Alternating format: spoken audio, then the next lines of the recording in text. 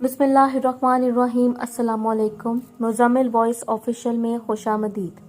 لاوارث لاشوں کے کفن دفن کا انتظام کرنے والے ایک چھوٹے سے ادارے کی چیئرمین امائمہ ادریس صاحبہ بلوچستان کے ضلع جعفر آباد سے تھا۔ والد صاحب CSP آفیسر تھے اور دوران ملازمت ہی اپنی فیملی کو امریکہ کی ریاست وسکونسن میں منتقل کر دیا۔ ان کے سب بچوں نے اپنی تعلیم امریکہ میں ہی مکمل کی اور وہیں سیٹل ہو گئے۔ ان کی اولاد میں سب سے ذہین بچی امائمہ ہی تھی۔ امائمہ نے تعلیم مکمل کرنے کے بعد ورلڈ بینک میں ملازمت اختیار کر لی تھی اور چند سال بعد ہی ملازمت چھوڑنے کا فیصلہ کر لیا۔ اس فیصلے سے نہ صرف اس کے گھر والے بلکہ اس کی یونیورسٹی فیلوز اور ادارے کے کولیگ بھی حیران تھے، کیونکہ چند سال میں ہی جس قدر تیزی سے اس نے ترقی کی تھی، لوگ عنقریب اسے بہت بڑے عہدے پر دیکھ رہے تھے۔ والدین، بہن بھائی، ادارے کے کولیگز اور یونیورسٹی کے دوستوں نے اسے سمجھانے بجھانے کے بعد خاموشی اختیار کر لی، بلکہ چند مخلص دوست اس کے ساتھ کھڑے ہو گئے، مگر اس کے شوہر نے جاب چھوڑنے کی صورت میں طلاق دینے کی دھمکی دے دی۔ شوہر کے دھمکانے پر اس نے خود ہی یہ کہتے ہوئے علیحدگی کا فیصلہ کر لیا کہ اگر اس کا شوہر شادی سنت اور مذہبی فریضہ سمجھ کر نبھانے کی بجائے میرے عہدے، دولت اور مستقبل کی وجہ سے میرے ساتھ رہ رہا ہے تو وہ اس تعلق سے معافی چاہتی ہے، کیونکہ اس نے نکاح کو اللہ تعالیٰ اور نبی کریم صلی اللہ علیہ وسلم کے احکامات کی روشنی میں مذہبی فریضہ مان کر کیا ہے۔ یوں اپنا ہمسفر کھو دیا مگر اپنے فیصلے پر اٹل رہی، یہاں تک کہ ملازمت سے فارغ ہونے کے بعد قانونی کارروائی مکمل کر کے والدین اور بہن بھائیوں کی مرضی کے بنا وہ پاکستان آ گئی اور یہاں آ کر لاوارث لاشوں کو کفن دفن اور غسل اور جنازہ وغیرہ کے لیے ایک ادارہ بنا لیا۔ اس ادارے کو مالی طور پر اس کی فیملی اور امریکہ میں مقیم اس کے دوستوں نے بہت سپورٹ کیا۔ آج تقریباً 16 سال بعد وہ امریکہ اپنے والدین کے پاس اپنی بھتیجی کی شادی پر گئی اور ساری فیملی اکٹھے بیٹھی تھی تو اس کے والد صاحب نے کہا کہ میں بطور والد تمہیں حکم دیتا ہوں کہ تم یہ حقیقت بتاؤ کہ تم نے ورلڈ بینک کے اکاؤنٹ ہیڈ تک پہنچنے کا خواب ادھورا کیوں چھوڑا؟ تمہیں اچانک سے لاوارث مر جانے والے لوگوں کا خیال کیوں آیا؟ تم نے امریکہ میں پرتعیش انداز سے گزرتی زندگی کو چھوڑ کر ڈیرہ غازی خان کے سنگلاخ علاقے کو اپنا مسکن کیوں بنایا؟ امائمہ ادریس روتے ہوئے بولی تھی، بابا جان، میرے نبی کریم صلی اللہ علیہ وسلم کی امت پاکستان کی عوام بھٹک گئی ہے، لوگ راہ ہدایت سے ہٹ گئے ہیں۔ میں شاید لوگوں کو راہ ہدایت پر نہ لا سکوں، مگر میں نے اپنے طور پر کوشش کرنے کا فیصلہ کر لیا اور اپنا سب کچھ قربان کر کے اس پر عمل درآمد کیا ہے تاکہ روز محشر شفاعت رسول صلی اللہ علیہ وسلم طلب کرتے ہوئے میرے اعمال میں کچھ ایسا ہو کہ میں اس شفاعت کی حقدار ٹھہروں، اور میری یہ سوچ میری یہودی کلاس فیلو نے بنائی تھی۔ آپ کو یاد ہے میری کلاس فیلو مرتش ایڈلک تھی، جو ہمیشہ پہلی پوزیشن پر رہتی تھی۔ جب ہم لوگ یونیورسٹی سے فارغ ہوئے تو ہم پہلے 10 طلباء کو امریکن ادارے اور بین الاقوامی اداروں کی طرف سے ملازمت کی پیشکش ہونے لگی۔ مرتش ایڈلک کے علاوہ مجھے سمیت باقی 9 لوگوں نے پیشکش قبول کر لی اور ہم سب نے مرتش ایڈلک کو پاگل قرار دے دیا۔ چند سال بعد ورلڈ بینک نے اسرائیل کے کہنے پر ایک مالی امداد کے پیکج کا اعلان کیا، اور یہ پیکج جنگ میں حصہ لیتے ہوئے مر جانے والے فوجیوں کے ورثاء اور فلسطینی لوگوں کے ہاتھوں مر جانے والی سول سوسائٹی کے لیے تھا، اور اس پیکج کی ڈیمانڈ کرنے والی کوئی اور نہیں بلکہ مرتش ایڈلک تھی۔ جب میرے سامنے میری کولیگ کا نام آیا تو میں نے فوراً اس سے رابطہ کیا اور پوچھا، یہ تم کن چکروں میں پڑ گئی ہو؟ اگر تم جاب آفر قبول کر لیتی تو آج مدد مانگنے کی بجائے مدد کرنے کے قابل ہوتی۔ میری بات سن کر میری کولیگ مسکرائی اور بولی کہ میں جاب آفر قبول کر لیتی تو نہ میں اپنے وطن کے لیے کچھ کر پاتی اور نہ ہی میرے بعد کوئی مرتش ایڈلک پیدا ہوتا۔ لہٰذا میں نے فیصلہ کیا کہ میں نہ صرف ملک کی خدمت کروں گی بلکہ اپنی جیسی کئی مرتش ایڈلک بنا کر دنیا سے جاؤں گی، جو میرے بعد بھی ساری دنیا میں بیٹھ کر اپنے وطن کی خدمت اور حفاظت کریں گی۔ اس یہودی لڑکی کی سوچ کو دیکھ کر میں حیران رہ گئی اور میں نے تب ہی مذہب اور ملک کی خدمت کے لیے فیصلہ کر لیا۔ میں نے بھی اس یہودی لڑکی والا راستہ چنا۔ وہ جنگ اور کے دوران مر جانے والے لوگوں کے کفن دفن اور بچوں کی کفالت، معذوروں کی خدمت کے لیے اپنا ادارہ بنا کر کام کر رہی تھی۔ اس کام کے لیے اسے اس کی حکومت ملکی نہیں بین الاقوامی سطح پر سپورٹ کر رہی تھی۔ میرے پاس ایسی کوئی سپورٹ نہیں تھی، لہٰذا میں نے اپنی مدد آپ کے تحت یہ سب کچھ کرنے کا فیصلہ کیا۔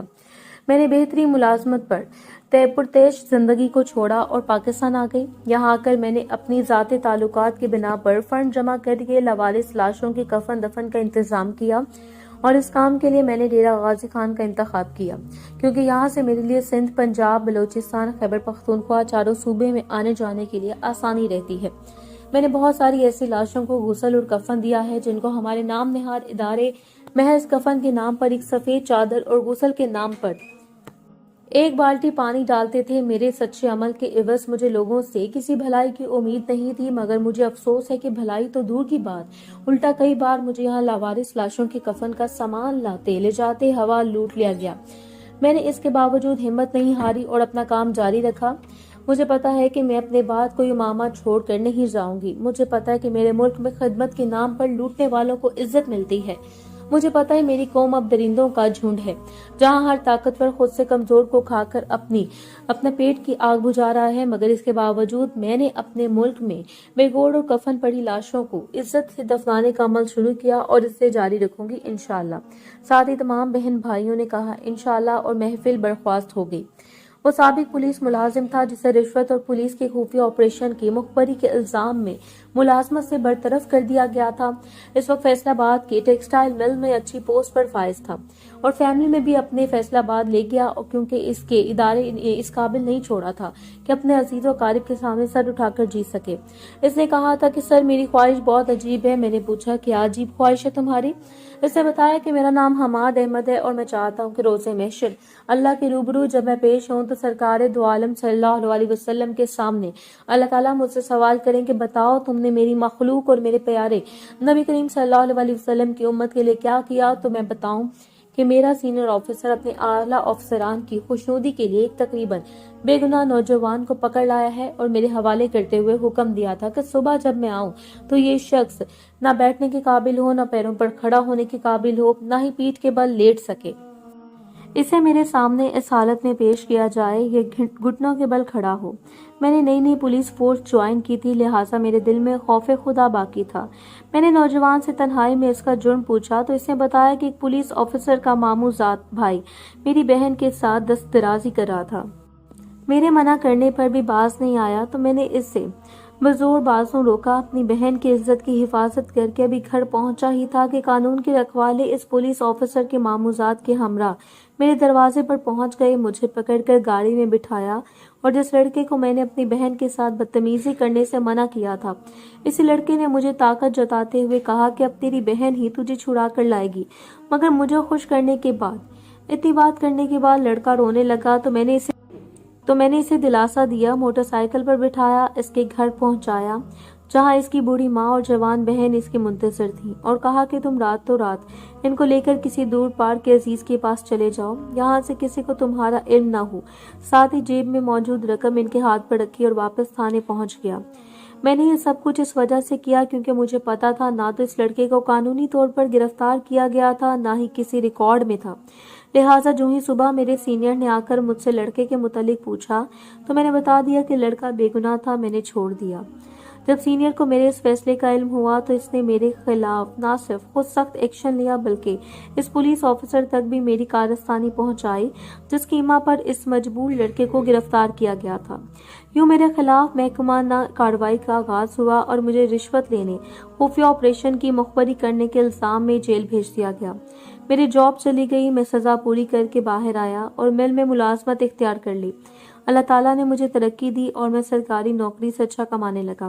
میری نوکری جاتے ہی میرے رشتہ داروں نے مجھ سے نظریں پھیر لیں، مجھے اور میرے بچوں کو شدید ذہنی اذیت کا سامنا کرنا پڑا، یہاں تک کہ ہم نے مجبور ہو کر وہ گاؤں چھوڑ دیا۔ آج میری فیملی میرے ساتھ ہے، میں نے بچوں کو بہترین تعلیم و تربیت دی ہے۔ میری خواہش ہے کہ نبی کریم صلی اللہ علیہ وسلم کے روبرو جب اللہ تعالیٰ مجھ سے سوال کریں تو میں جواب دوں، اے اللہ میں نے ایک امت محمدیہ کی بیٹی کو بے آبرو ہونے سے بچایا، ایک بے گناہ امتی کو پولیس کے تشدد سے بچایا۔ میں نے اس نیکی کے بدلے اپنی ملازمت سے ہاتھ دھو لیے مگر کبھی شکوہ نہیں کیا۔ میں اپنے بچوں کی بھی ایسی تربیت کر کے آیا تھا کہ اگر کبھی وقت پڑا تو وہ حرمت رسول صلی اللہ علیہ وسلم ان کی امت کی بیٹیوں کے دفاع اور امت کی خاطر جان تک کی قربانی دینے سے سرگریز نہیں کریں گے۔